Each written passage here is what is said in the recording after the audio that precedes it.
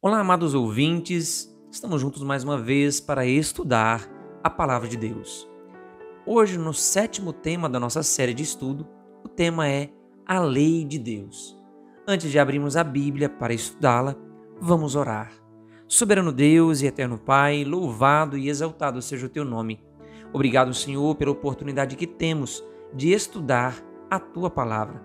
Pedimos que o teu Santo Espírito nos ilumine para compreendermos as Sagradas Escrituras. Oramos no nome de Jesus. Amém. Amados ouvintes, hoje nós vamos estudar sobre a lei de Deus. É importante notar que em cada nação, em cada reino, existe as suas leis.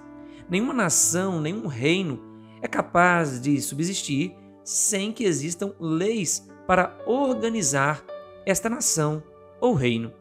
Com o reino de Deus não é diferente. O maior desejo de Deus é que façamos parte de seu reino. E no reino de Deus sempre existiu as leis de Deus. E hoje nós vamos estudar sobre isso, a lei de Deus. Quais são os princípios, as normas de Deus para todo aquele que deseja ser um verdadeiro cidadão do reino de Deus? É preciso primeiramente entender quem escreveu a lei de Deus, como bem conhecida como os 10 mandamentos.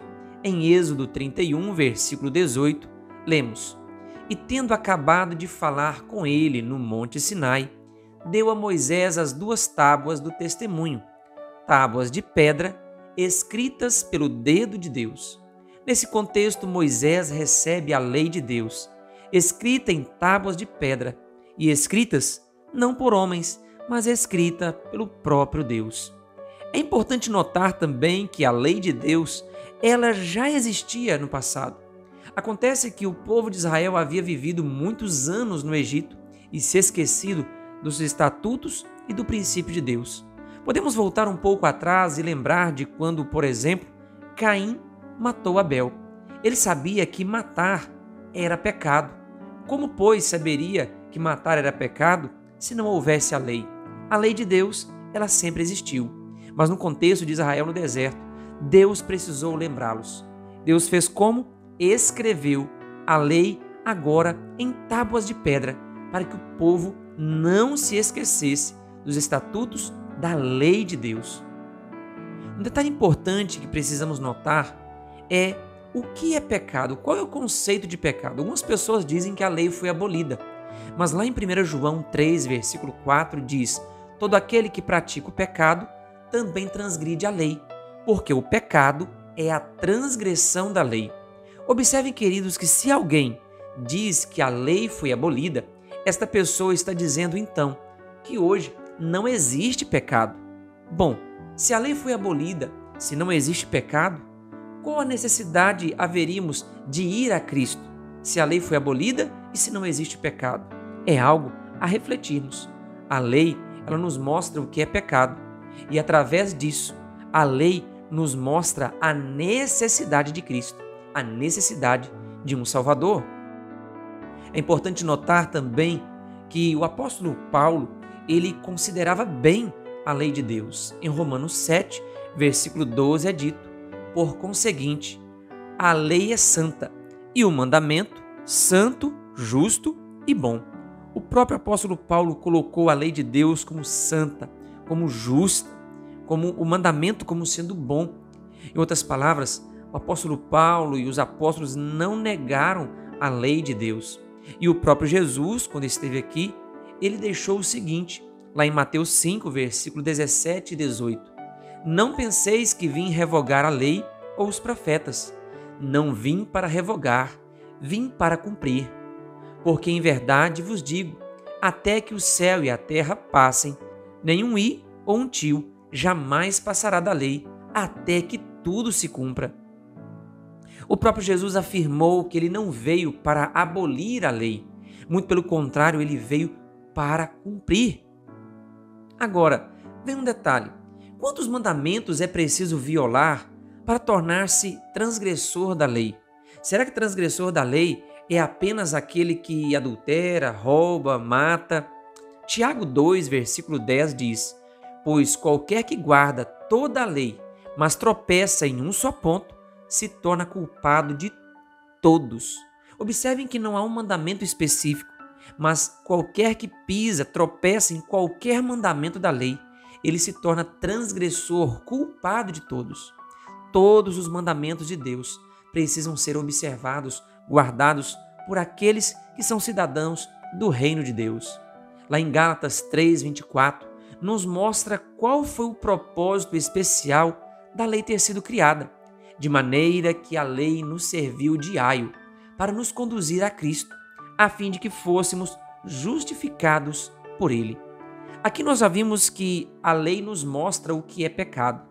Ao nos mostrar o que é pecado, a lei nos mostra a necessidade de um Salvador. Logo, a lei nos serve de aio, de conduto para Cristo, para a necessidade de um Salvador que perdoa e apaga os pecados. E aí então nós somos justificados por Cristo, pela fé. A lei não tem a função de nos salvar, mas a lei, ela tem a função de nos mostrar o pecado. E através de entendermos o que é o pecado, temos a necessidade de Cristo e irmos a Cristo. E então recebemos de Cristo o verdadeiro perdão. Jesus, enquanto esteve aqui nessa terra, ali com os seus discípulos, ele deu uma informação muito importante de como podemos permanecer no amor de Cristo. No Evangelho de João, capítulo 15, versículo 10, é dito: se guardares os meus mandamentos, permanecereis no meu amor, assim como também eu tenho guardado os mandamentos de meu Pai, e no seu amor permaneço. Querido ouvinte, a palavra de Deus nos mostra que nós demonstramos amor a Deus mediante a fidelidade aos seus mandamentos. Vamos ver um resumo dos 10 mandamentos?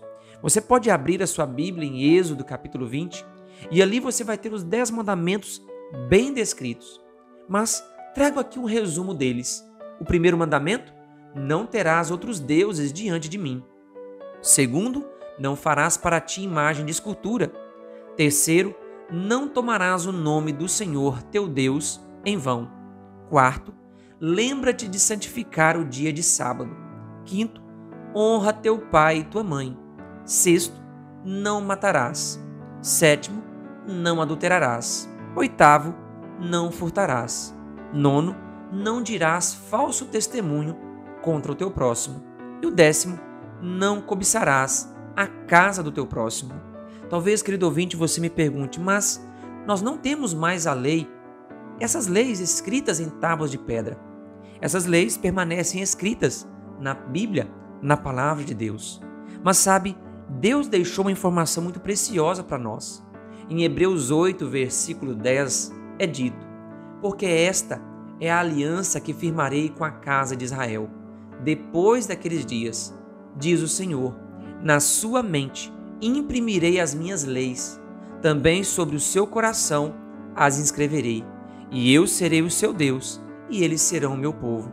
Queridos ouvintes, o maior desejo de Deus não é que a lei esteja em tábuas de pedra ou nas páginas de papel de uma Bíblia. O maior desejo de Deus é que a lei esteja no nosso coração, que seja guardada pela motivação do amor, que seja guardada pela motivação da razão, porque Cristo pagou um preço muito alto por cada um de nós. E em resposta a esse amor grandioso, devemos ser leais, fiéis a Deus. O desejo de Deus hoje é que você seja fiel. Por isso, tome hoje a decisão de ser fiel à palavra de Deus. Aceite a lei de Deus como norma para a sua conduta. Procure, pelo poder de Cristo, guardar todos os mandamentos de Deus. É esse seu desejo? Ore comigo agora. Senhor Deus e Pai, muito obrigado pelo privilégio que temos de ter a Bíblia e nela estar escrito a lei do Senhor. Nos ajude a sermos fiéis, não por legalismo, porque a lei não nos salva, mas por gratidão pelo que Cristo fez por nós. Conduza, Senhor, a nossa vida de acordo com a Tua vontade e nos torne fiéis, em gratidão a Ti, a cada dia. Nós oramos no nome de Jesus. Amém. Querido, que Deus lhe abençoe. Se você ainda não é inscrito no canal O Bom da Bíblia no YouTube, se inscreva e ative o sininho das notificações.